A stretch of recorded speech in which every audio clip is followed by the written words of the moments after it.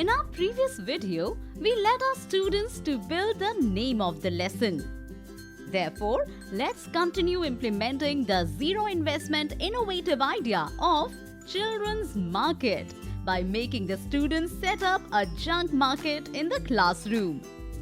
With the aid of some hands-on activities and inquiry-based approach, we will be explaining the concepts of estimating the total cost, estimating the sum, difference and product of given numbers, and completing multiplication facts by adding partial products.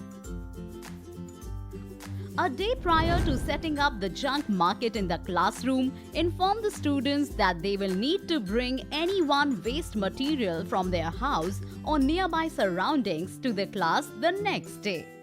On the next day, we will begin our activities by informing the students that they will be creating a junk market in the classroom through which they will learn the process of buying and selling.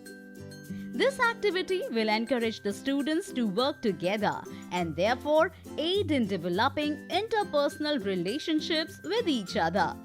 Begin by asking the students to take out the waste materials that they had brought from their homes.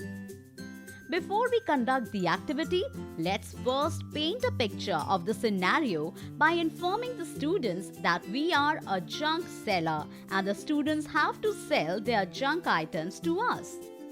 So, the students will make their sale by mentioning the quantity of the object in kilograms and the rate per kilogram. Once the students have been briefed about the activity, let's now begin the buying and selling process.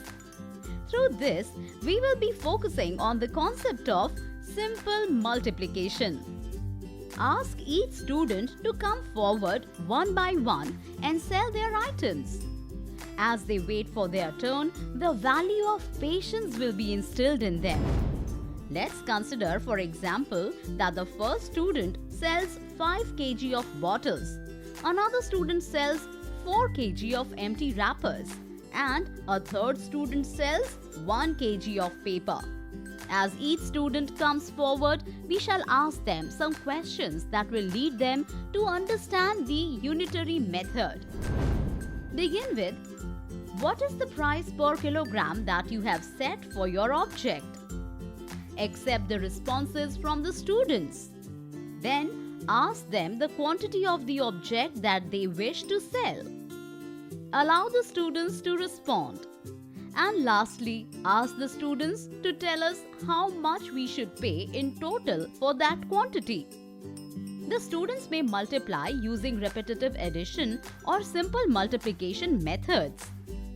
This will aid them in developing their critical thinking skills. So, now that the students have learned to calculate the total cost of an item, let's lead them towards understanding the concept of multiplication by adding partial products. But let's do that in the next video.